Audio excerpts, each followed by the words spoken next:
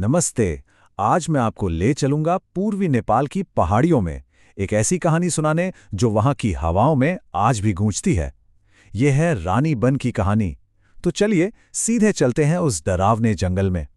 तो हमारी कहानी की शुरुआत होती है एक जंगल से। रानी बन, जिसका मतलब है रानी का जंगल। कहते हैं वहां के लोग इसका नाम भी फुसफुसा कर लेते हैं। और यही खौफ हमारी इस कहानी की जड़ है। ये सिर्फ कोई सलाह नहीं है, ये एक सीधी साधी चेतावनी है। बस ये एक लाइन ही काफी है उस जगह के डर और रहस्य को समझने के लिए।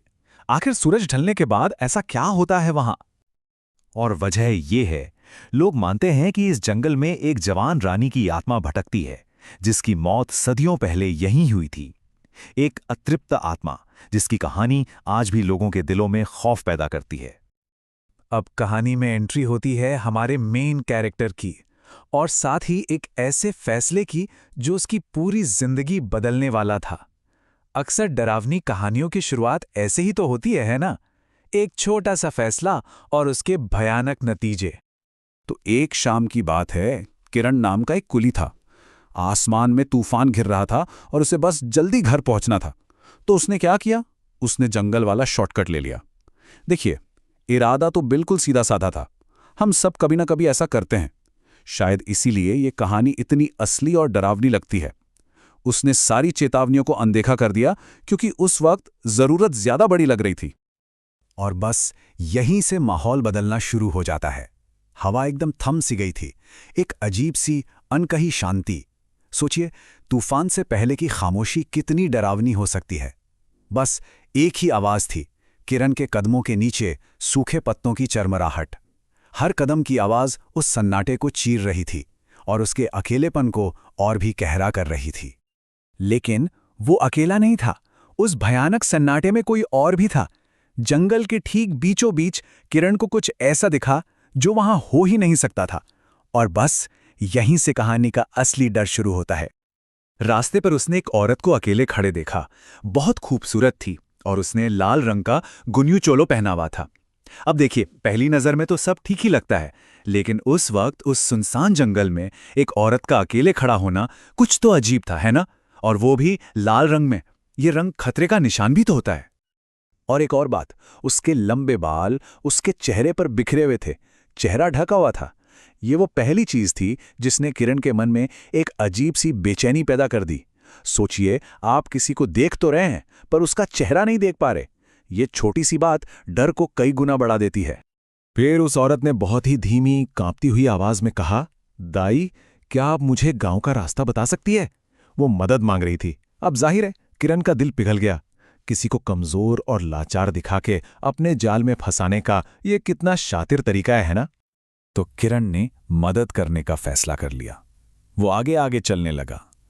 लेकिन तभी तभी उसे एक और बहुत अजीब चीज दिखी। उस औरत की चाल, वो नॉर्मल नहीं थी। उसमें कुछ ऐसा था जो इंसानी नहीं लग रहा था। अब डर सिर्फ एक एहसास नहीं था, वो हकीकत में बदल रहा था।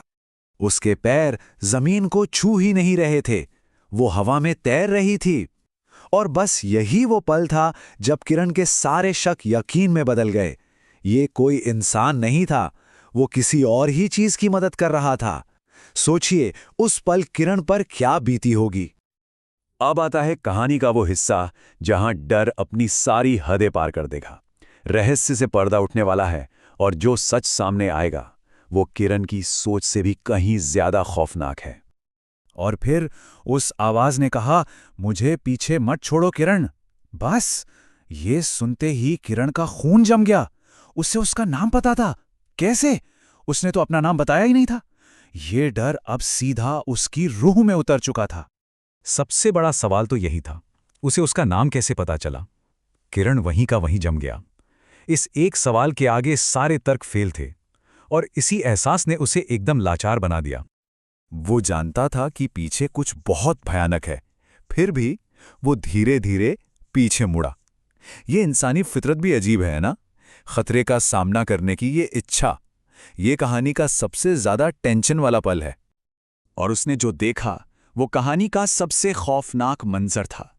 बालों के नीचे कोई चेहरा नहीं था, कोई आंखें नहीं थी, बस रात की तरह काला एक गहरा शून्य था, एक खालीपन।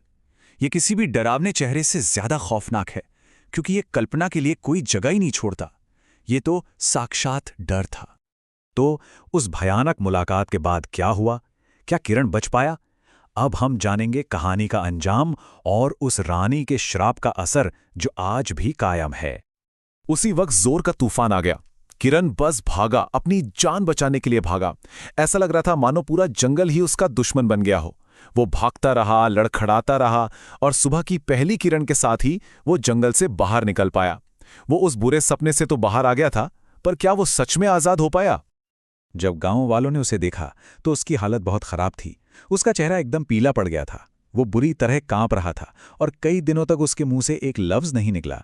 वो जिस्मानी तौर पर तो बच गया था, लेकिन उसका दिमाग, उसकी आत्मा शायद हमेशा के लिए उसी जंगल में कैद हो गई थी। और यहीं पर किरण की कहानी वापस उस बड़ी लोक कथा से जुड़ जाती है। वहां के लोग कहते हैं कि ये सिर्फ किरण के साथ नहीं हुआ। वो रानी आज भी रानी वन में भटकती है, मदद मांगती है और लोगों को उनके नाम से पुकारती है। और वो लोग जो उसकी पुकार का जवाब दे देते हैं, उनका क्या होता है? जवाब सीधा और ठंडा है, वे कभी वापस नहीं आते। और यही है रानी बन की कहानी का अंत। एक ऐसी चेतावनी जो पीढ़ियों से गूंज रही है कि कुछ शॉर्टकट आपको मंजिल तक नहीं बल्कि हमेशा के लिए गुमनामी में ले जाते हैं।